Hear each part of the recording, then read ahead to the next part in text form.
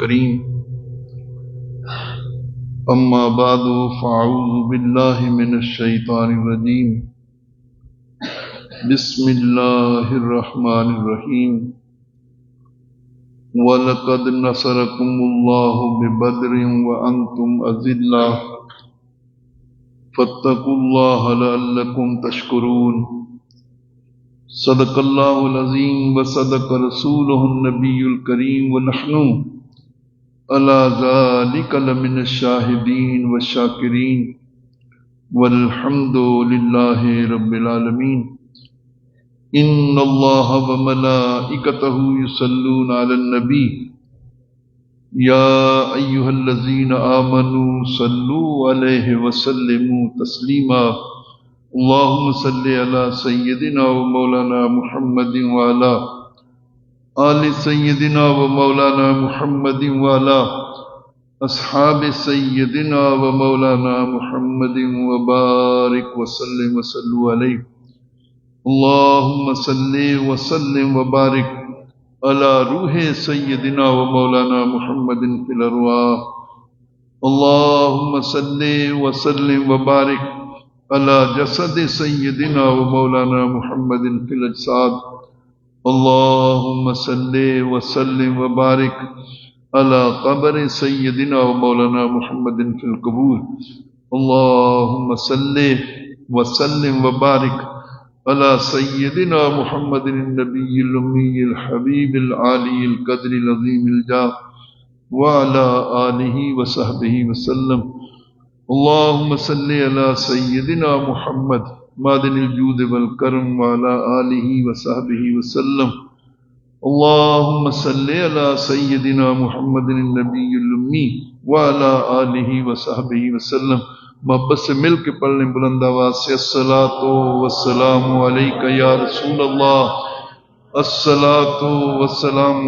علیک یا حبیب اللہ الصلاۃ والسلام علیک یا سید المرسلین الصلاۃ والسلام علیک یا رحمت للعالمین صلی اللہ علیک یا رسول اللہ وعلی آلک واصحابک یا نور اللہ مولا صلی وسلم دائما ابدا علی حبیبک خیر الخلق کلہم هو الحبیب الذی ترجى شفاعته لکل حول من الاحوال مقتحم۔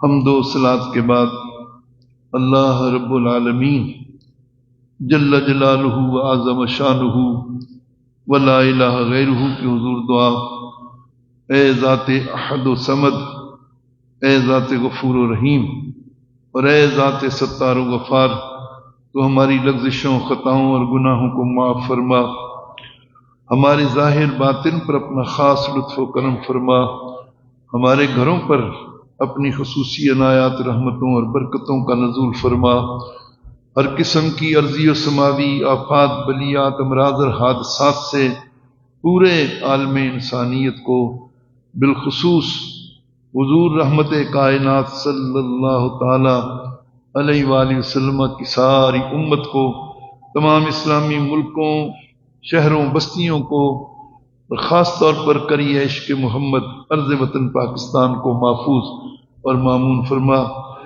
ماہ رمضان الکریم کے اس دوسرے جمعۃ المبارک کی رحمتوں، سعادتوں، برکتوں میں سے ہم سب کو حظ وافر عطا فرما۔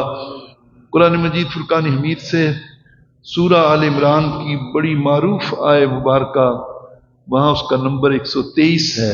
آج کی گفتگو کا عنوان ہے، اللہ رب العالمین خود اعلان فرما رہا ہے وَلَقَدْ نَصَرَكُمُ اللَّهُ بِبَدْرٍ وَأَنْتُمْ أَذِلَّةٌ، اور بلا شبہ ہم نے تمہاری میدان بدر میں مدد فرمائی جب کہ تم کمزور تھے، بے سر و سامان تھے، تعداد میں تھوڑے تھے۔ فاتقوا اللہ، بس اللہ سے ڈرو، لعلکم تشکرون، تاکہ تم اس کے شکر گزار بندے بن سکو۔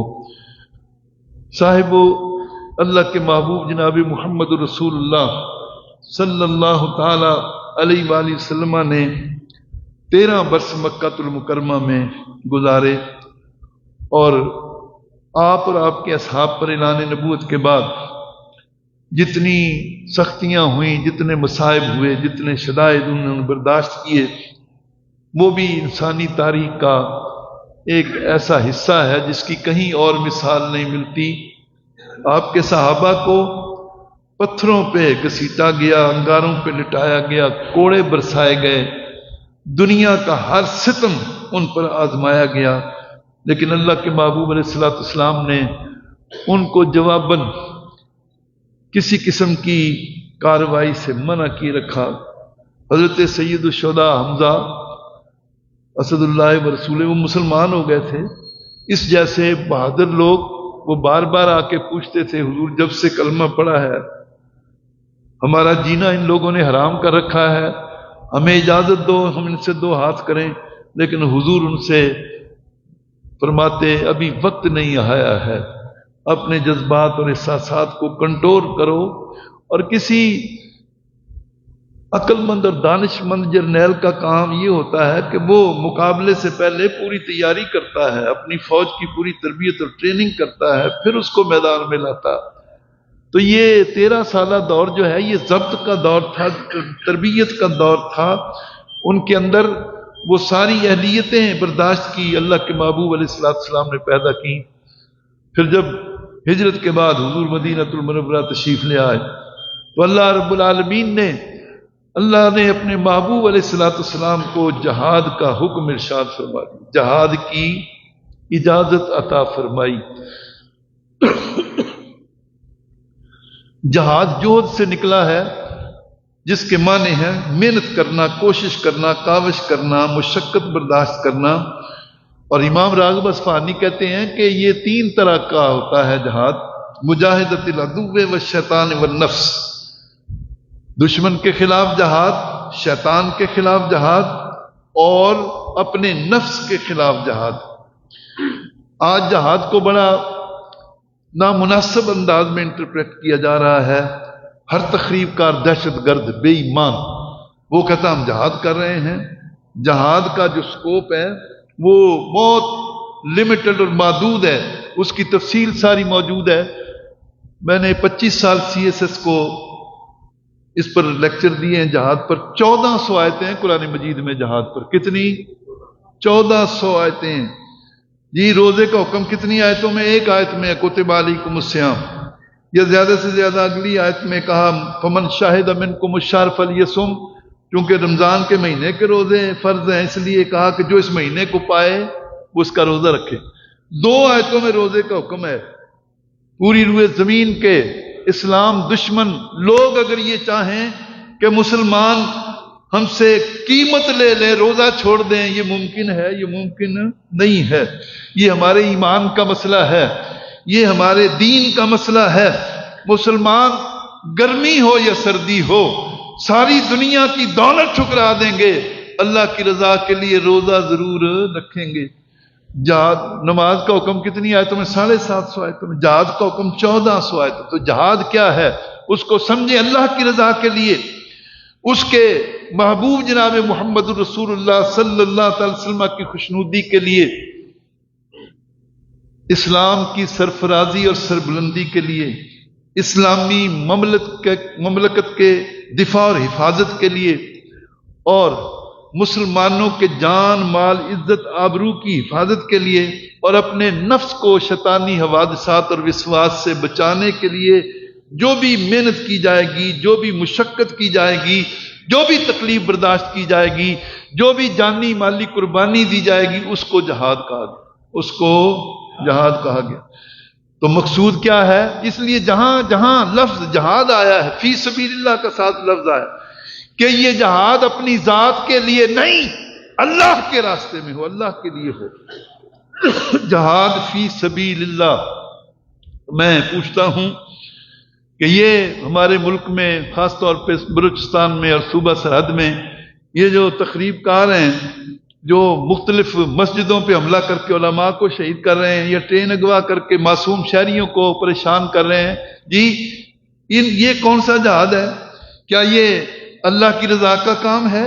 ماہ رمضان کے اس مقدس اور بابرکت مہینے میں لوگوں کو اس طرح سے ٹارگٹ کرنا، معصوموں کی جان لینا جی، تو یہ سارے کے سارے معاملات جو ہیں وہ دیکھیں. کیا اللہ کے رسول کی خوشنودی کا یہ کام ہے؟ پھر پاکستان ایک اسلامی ملک ہے، پاکستان اسلامی ملک ہے، اس کا دفاع کرنا چاہیے، تم اس کی بنیادیں کھود رہے ہو. تو یہ بات سمجھ لیں کہ یہ سارے کے سارے لوگ یہ فساد فی الارض کر رہے ہیں، اور اللہ پاکستان کی فوج کو قوت، طاقت، ہمت عطا فرمائے. ان کا کلا کما ہو کے رہے گا انشاءاللہ، اور ان کے وجود سے اس پاک دھرتی کو انشاءاللہ پاک کر کے رہا جائے گا. تو میرے کریم آقا جناب محمد رسول اللہ صلی اللہ تعالی وسلم کو اللہ رب العالمین نے ہجرت کے بعد جہاد کی اجازت عطا فرمائی. اور پھر جہاد کتنی بڑی عبادت ہے جی. قرآن مجید فرقان حمید کی کتنی آیتیں آپ کی خدمت میں عرض کروں، بس سورہ صف دیکھ لیں. ان اللہ یحب الذین یقاتلون فی سبیلہ صفا کانہم بنیان مرصوص. زمین و آسمان کا خالق و مالک اعلان کر رہا ہے، بے شک اللہ ان لوگوں سے محبت کرتا ہے جو اس کے راہ میں صفیں باندھ کے لڑتے ہیں. کانہم بنیان مرصوص، گویا کہ وہ ایک سیسا پلائی ہوئی دیوار ہیں. تو وہ لوگ جو میدان کارزار میں اتر کر صف بندی کے ساتھ پورے ڈسپلن کے ساتھ، پوری قوت کے ساتھ کفار کے ساتھ قتال کرتے ہیں، اللہ ان سے محبت کرتا. ایک ہم کہتے ہیں ہمیں اللہ سے محبت ہے، اور مجاہدین وہ ہیں جن کے لیے اوپر سے اعلان ہو رہا، زمین و آسمان کی کائنات کا خالق و مالک اعلان، اللہ ان سے محبت کرتا. اسی سورہ صف کو جا کے گھر میں پڑھیے، اور یہ 2 رکوع پر مشتمل 13-14 آیتیں اس کی جی، بڑی بابرکت سورہ. کسی گھر میں اگر یہ پریشانی ہو والدین کو، بچے میری بات نہیں مانتے، یا بچوں کو یہ پریشانی ہو، پیرنٹس ہمارے جی وہ بہت تلخ اور زیادہ غصے والے ہیں، وہ ہماری بات نہیں سنتے ہیں، یعنی معاملات اولاد والدین کے خراب ہوں، جس گھر میں سورہ صف پڑھی جائے وہاں سے یہ ساری مشکلیں دور ہو جاتی جی. اولاد اور والدین کے درمیان اللہ کریم مودت اور محبت پیدا کر دیتا جی. تو 2 رکوع ہیں، اس کو یاد کر لیں جی. تو اس میں اللہ رب العالمین نے جو اگلا حصہ اس میں فرمایا، یا ایھا الذین آمنوا هل ادلکم علی تجارۃ تنجیکم من عذاب علیم. اے ایمان والو، کہ تمہیں ایسی تجارت نہ بتاؤں کہ جو تمہیں دردناک عذاب سے بچا لے؟ وہ تجارت کیا ہے؟ تؤمنون باللہ ورسولہ وتجاہدون فی سبیل اللہ باموالکم وانفسکم ذالکم خیر لکم ان کنتم تعلمون. وہ تجارت کیا ہے کہ اللہ اور اس کے رسول پر ایمان لانے کے بعد اپنی جانوں اور مالوں کے ساتھ اللہ کی راہ میں جہاد کرو، اور یہ بہت بہتر ہے جی.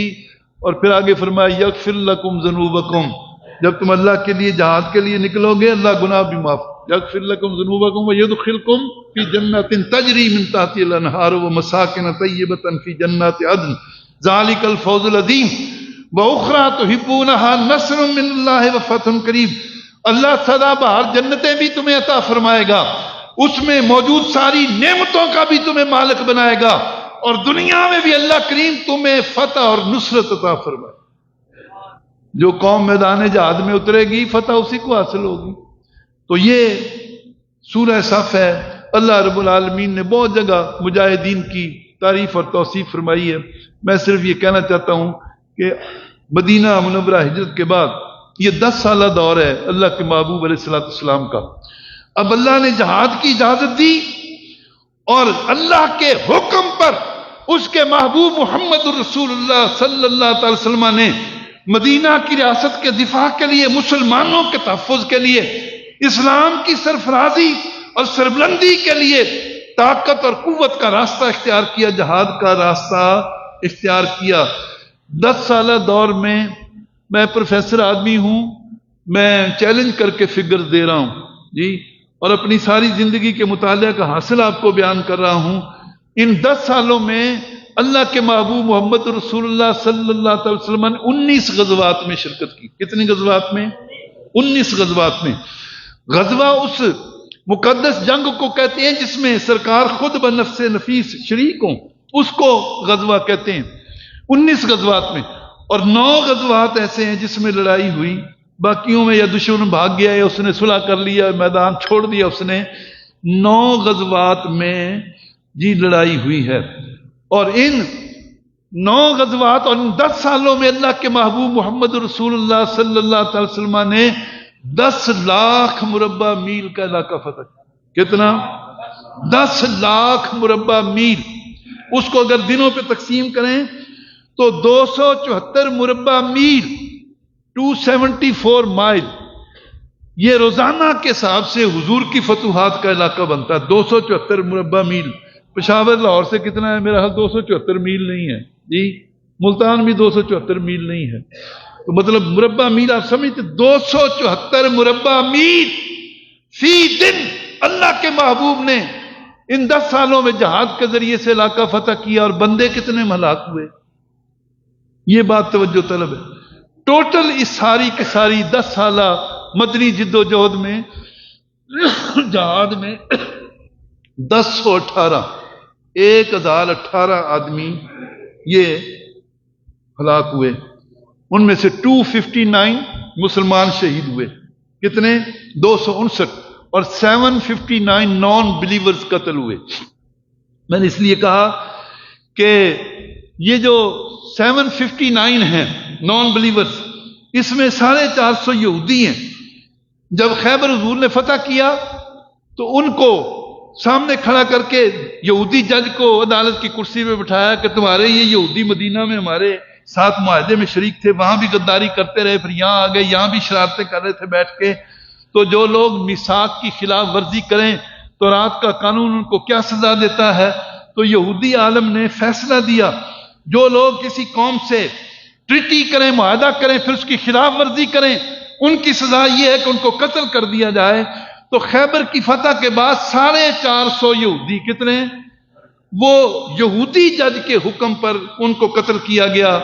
759 میں سے 759 میں سے 450 نکال دیں، کتنے بندے رہ گئے؟ 309. ہے توجہ؟ 309 کافروں کو قتل کر کے 10 سالوں میں اللہ کے محبوب نے 10 لاکھ مربع میل پر اسلامی ریاست قائم کی.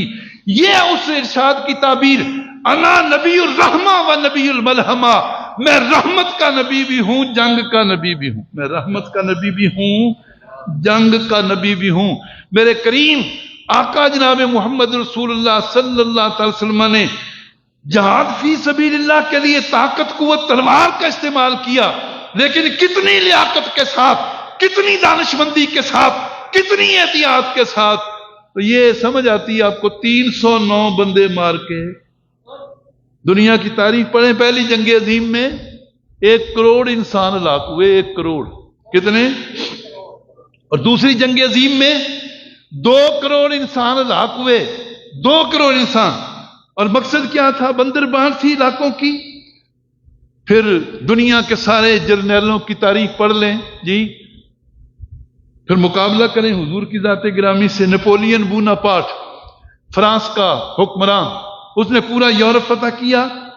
پھر 6 لاکھ کی فوج لے کر رشیا فتح کرنے نکلا.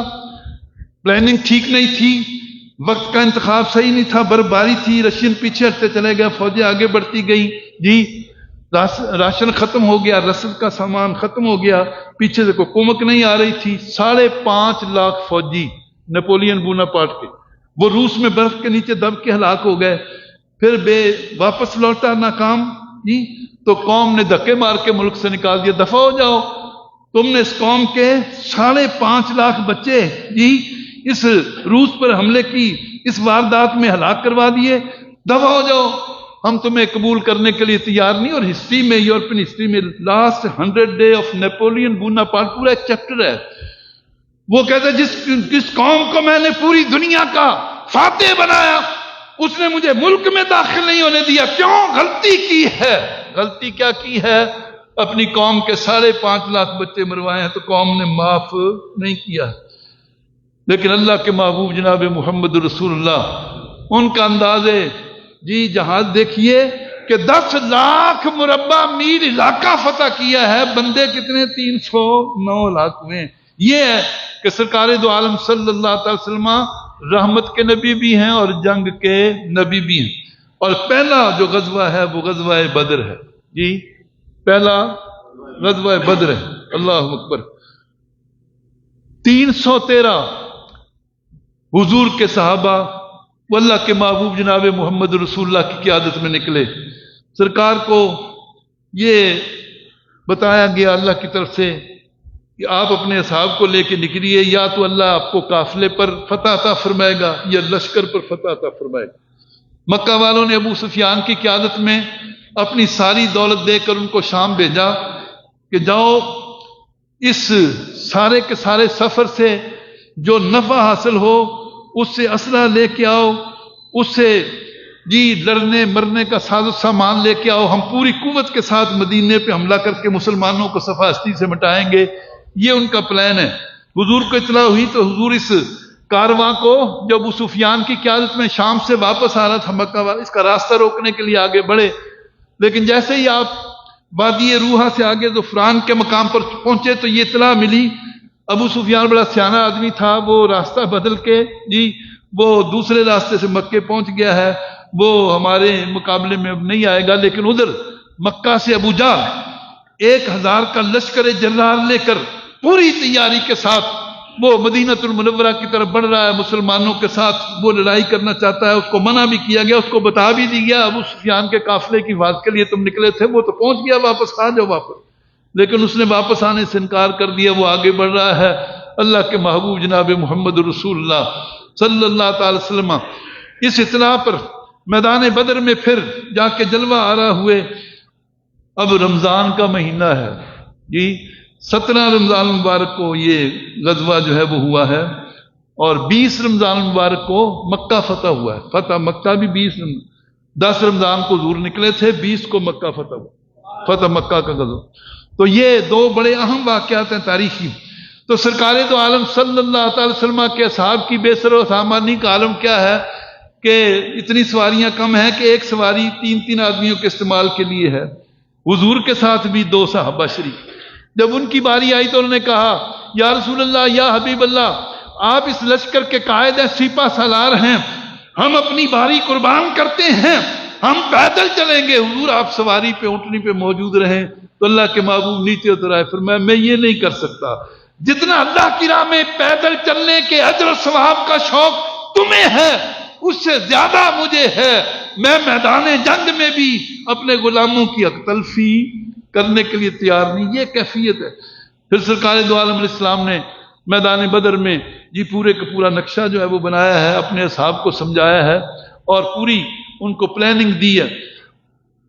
علماء حرب و ضرب کی تاریخ کے کہتے ہیں قربان جائیں اس تاجدار مدینہ کے اس غزوہ فتح مکہ کی پلاننگ کے کہ آپ نے اپنے لشکر کو 313 کی فارمیشن میں دشمن سے لڑایا ہے۔ وہ دیکھنے میں 313 تھے، دشمن کو 3313 لگ رہے تھے جی۔ اللہ کے محبوب جناب محمد رسول اللہ صلی اللہ علیہ وسلم نے فرمایا، ایک رات پہلے فرمایا میں جاگ کے تمہارا پہرا دوں گا، تم نے روزہ بھی رکھا ہے، سفر بھی کیا ہے، تم آرام کرو، میں آج تمہارا پہرا دوں گا۔ دکھاؤ انسانی تاریخ میں کوئی ایسا جرنیل سپہ سالار جس کے فوجی سو رہے ہوں، جرنیل پہرا دے رہا ہو۔ یہ جناب محمد رسول اللہ اور صحابہ کہتے ہیں میدان بدر میں 1000 کا لشکر مقابلے کے لیے سامنے ہے، کتنی خوف کی فضا ہو سکتی ہے، لیکن جتنی سکون کی نیند اس رات آئی ہے زندگی میں کبھی نہیں آئی۔ وہ کہتے کیوں؟ کہا اس لیے کہ ہمیں یقین تھا جس لشکر کا پہرا اللہ کا محبوب دے رہا ہو اس کو کوئی نقصان کیسے پہنچا سکتی۔ یہ لشکر ساری دنیا سے انوکھا تھا، نرالا تھا کہ اس لشکر کا افسر ایک کالی کملی والا تھا۔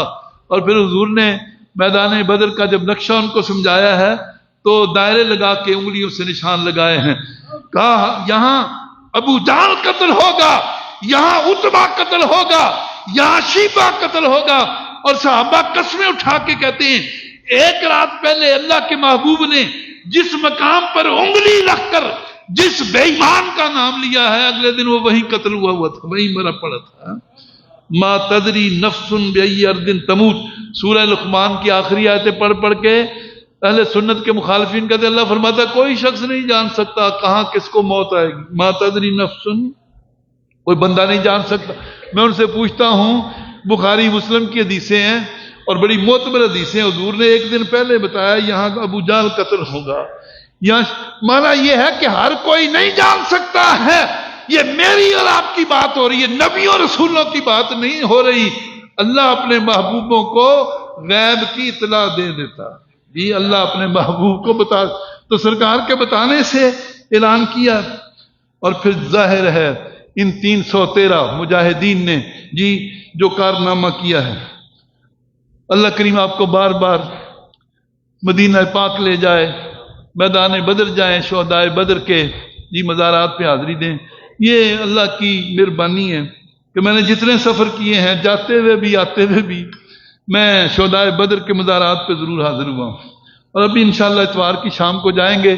تو میرا اندازہ یہ ہے کہ 17 رمضان المبارک جو دن ہے میدان بدر میں مارکے کا، اس دن سے انشاءاللہ وہاں ان پہ حاضری بھی دوں گا. حفیظ جلندری نے ایک عجیب بات لکھی ہے. وہ کہتا ہے فضائے بدر کو ایک آپ بیتی یاد ہے اب تک، یہ وادی نغمہ توحید سے آباد ہے اب تک، پلٹ کر اس جگہ شیطان آیا ہی نہیں اب تک، فرشتوں کی زیارت گاہ ہے یہ سرزمی اب تک، یہاں ہر صبح روشن پرتو خورشید ایما سے، یہاں ہر شام رنگی غازہ خون شہیدہ سے. وہ کہتے ہیں یہ بدر کی فضا جو ہے یہ ایسی ہے کہ آج تک آسمانوں سے فرشتے نازل ہو رہے ہیں. اچھا یہ تو اس نے شاعری میں بات کی، میں آپ کو روایت سنا رہا ہوں. حضرت امام ابن حجر اسقلانی وہ کہتے ہیں مجھے لوگ آ کے بتاتے تھے کہ ہم میدان بدر میں دن کے وقت گئے ہیں تو ہمیں اسی طرح سے آوازیں آئی ہیں جنگ کی، تلواروں کے چلنے کی، جی گھوڑوں کے انانے کی، وہ ساری کی ساری کیفیت جی جو ہم نے سنی کانوں سے آواز. تو میں ان کو کہتا تھا کہ وہ علاقہ ایسا ہے کہ چھوٹی چھوٹی پہاڑیاں ہیں، ان پہاڑیوں سے جب ہوا تیزی سے گزرتی ہے تو یہ سرسراہٹ پیدا ہوتی ہے. اس کی عقلی توجہ کا کہتے جب میں میدان بدر میں اترا تو دن ہی کا وقت تھا، کوئی 12 بجے 12:30 بجے کا وقت تھا.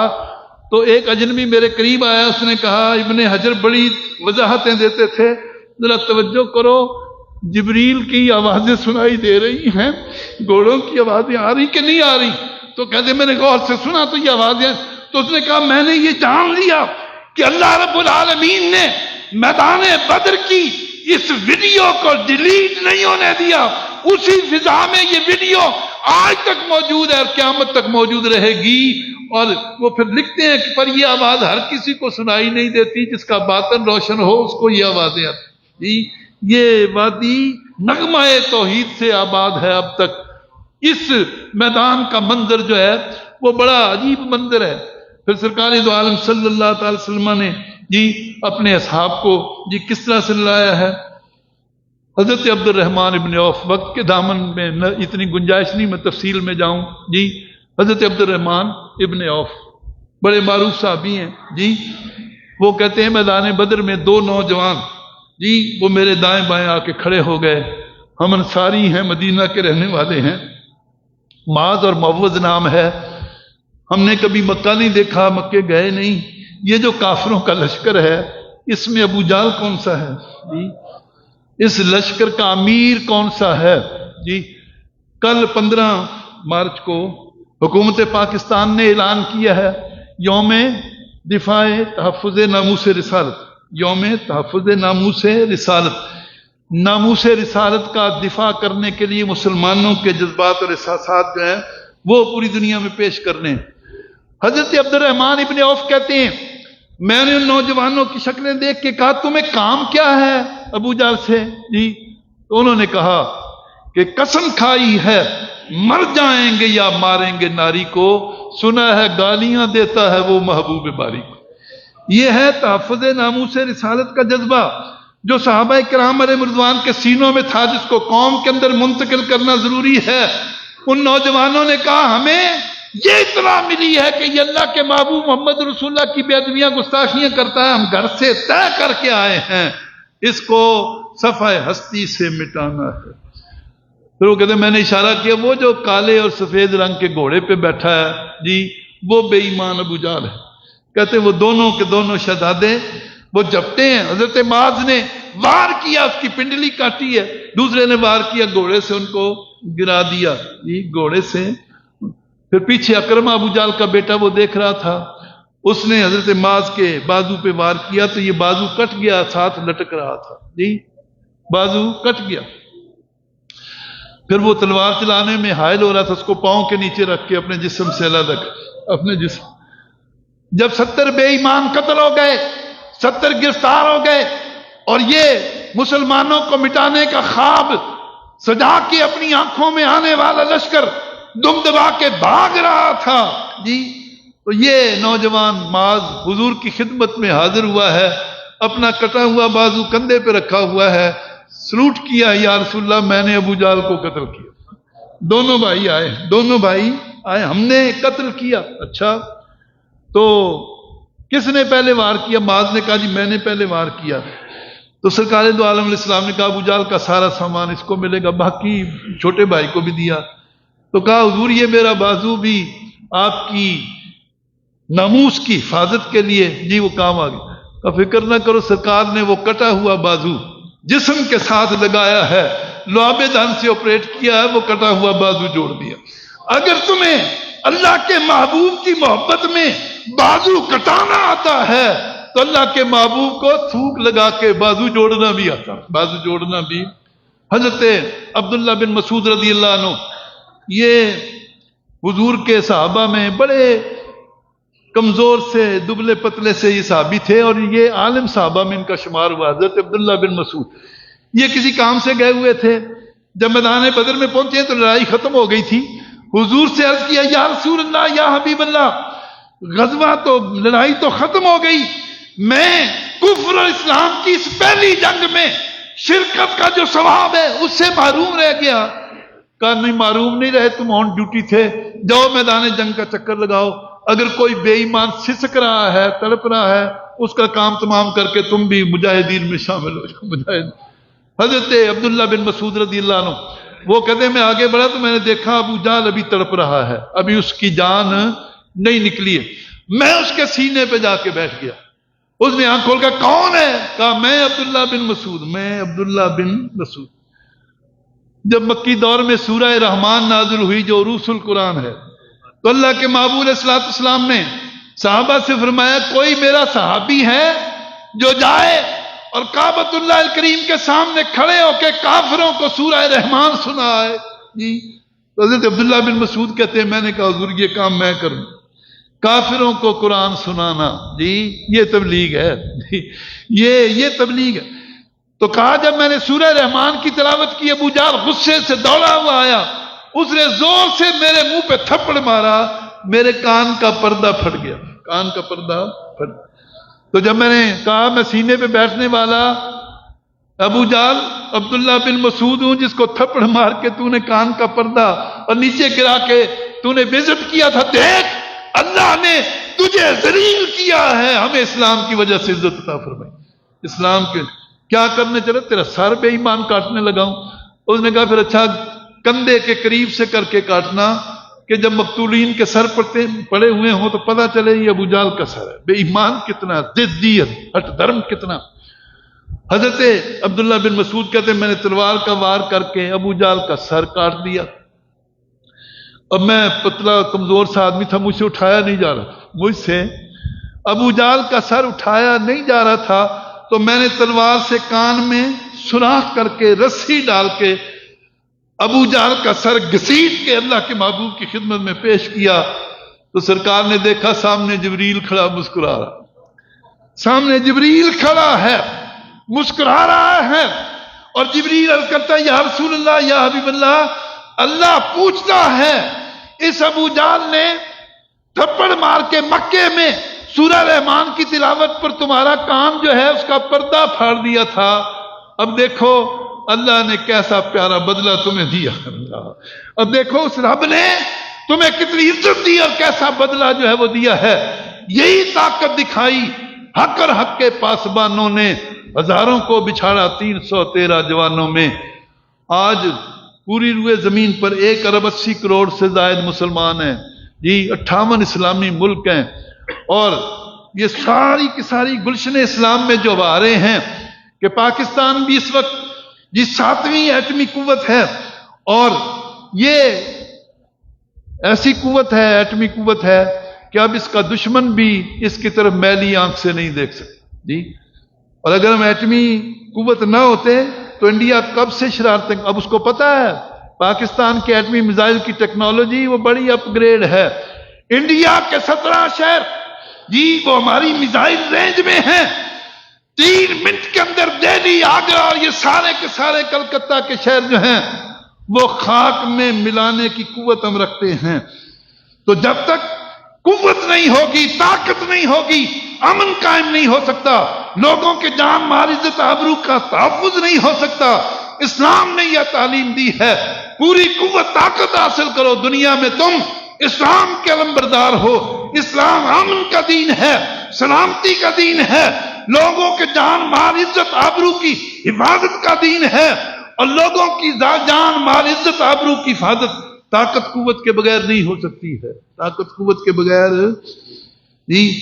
اسلام دین جہاد کا یہ معنی نہیں ہم دنیا میں لوگوں کا جینا آرام کرتے، جہاد کا معنی یہ ہے کہ ہم کرۂ ارض پر بسنے والی انسانیت کو ضمانت فراہم کرتے ہیں کہ تمہاری جان مال عزت آبرو کی طرف اگر کوئی میلی آنکھ دیکھے گا تو سب سے پہلے اس آنکھ کو پھوڑنے کے لیے جو بندہ نکلے گا وہ محمد رسول اللہ کا غلام ہوگا، وہ مجاہد ہوگا، وہ مسلمان ہوگا، وہ جہاد کی تلوار لے کر وہ اس دشمن کا کلا کما کرے گا۔ تو اللہ کے محبوب جناب محمد رسول اللہ صلی اللہ تعالی وسلم نے 10 سالہ مدنی جد و جہد کے نتیجے میں 309 کافر مار کے 10 لاکھ مربع میل پر اسلامی ریاست قائم کی۔ یہ اس امر کی طرف اشارہ ہے، طاقت اور قوت کا استعمال بہت دانش مندی سے کرنا چاہیے، اور فتح مکہ اس کی دلیل ہے۔ جان کے دشمنوں کو، خون کے پیاسوں کو سامنے کھڑے تھے، اشارہ کرتے 10,000 قدسیوں کا صحابہ کا لشکر ان کو گاجر مولی کی طرح کاٹ کے پھینک دیتا۔ حضور نے پوچھا مکہ والو 13 سال جو ظلم کیے ہیں، پھر غزوہ بدر میں چڑھائی کیا، غزوہ احد میں مدینے پہ حملہ کیا، غزوہ خندق میں تم چل کے گئے ہو، یہ سارے جنگی جرائم تمہارے سامنے ہیں، بتاؤ آج تم مجھ سے کیا توقع کرتے ہو؟ تو اللہ کے محبوب علیہ الصلوۃ والسلام کی جان کے دشمن اور خون کے پیاسوں نے جو جملہ کہا ہے وہ میرے آقا کی اتنی بڑی نعت ہے کہ اس سے بڑی کوئی نعت نہیں ہو سکتی۔ ان جان کے دشمنوں نے، خون کے پیاسوں نے کہا انت کریم ابن کریم ابن کریم، آپ کریم آدمی ہیں، کریموں کی اولاد ہیں، آپ کے باپ دادا بھی کریم تھے، ہمیں آپ سے کرم کی توقع ہے، ہمیں آپ سے کرم کی توقع۔ ان جان کے دشمنوں، خون کے پیاسوں کو پھر حضور نے ایک جملہ کہا، جی آج تم سے وہی بات کہتا ہوں جو میرے جد امجد حضرت یوسف علیہ نبینا علیہ السلام نے جی اپنے بھائیوں سے کہی تھی، لا تثریب علیکم اليوم، جاؤ آج تم سے کوئی مواخذہ نہیں ہوگا، سب کو معاف کر، سب کو۔ طاقت قوت ہونے کے باوجود بدلہ نہیں لیا۔ تو اسلام حضور سرکار دو عالم صلی اللہ تعالی وسلم نے اس انداز سے پھیلایا، اس انداز سے اسلام پھیلایا۔ صاحب وہ آپ لوگوں کی دعاؤں سے، اللہ کے فضل سے، اس کے محبوب علیہ الصلوۃ والسلام کی مہربانی سے مدینے سے بلاوا آیا ہے۔ میں انشاءاللہ اتوار کو شام 8 بجے سرکار کے قدموں میں حاضری کے لیے جا رہا ہوں۔ ایک تو میری صحت اور فٹنس کے لیے دعا کریں، اس سفر میں عافیت کے لیے میں ممبر پہ بیٹھا ہوں پورا سال، اللہ کی توفیق سے تہجد میں سارے نمازیوں کے لیے، انتظامیہ کے لیے دعا کرتا ہوں، اور وہاں ہم دعا کے لیے جا رہے ہیں۔ ظاہر ہے حضور نے فرمایا من عمر فی رمضان، جو بندہ رمضان میں عمرہ کرے جی کانا کا حج مائی، تو اس کا ثواب ایسے جیسے اس نے زندگی میں میرے ساتھ حج کیا۔ ویسے حج کا بڑا ثواب ہے، لیکن حضور کے ساتھ جن لوگوں نے حج کیا، اللہ اکبر، ان کو کتنا، جنہوں نے حضور کی قیادت میں حج کیا۔ تو میں نے 97 میں بھی رمضان میں عمرہ کیا ہے، یہ دوسری مرتبہ رمضان میں جا رہا ہوں۔ تو حضور نے فرمایا جو رمضان میں عمرہ، ہمارے مسجد انتظامیہ کے صدر گرامی قدر چودھری غلام سور صاحب یہ بھی اسی فلائٹ میں ہیں، اور بہت سارے لوگ جان، اللہ ہمارے سفر کو اپنے فضل و کرم کے سہارے میں رکھے، اور اللہ رب العالمین ہماری ساری اس کاوش کو قبول فرمائے، مقبول اور مبرور عمرہ اور بارگاہ رسالت کی حاضری نصیب فرمائے۔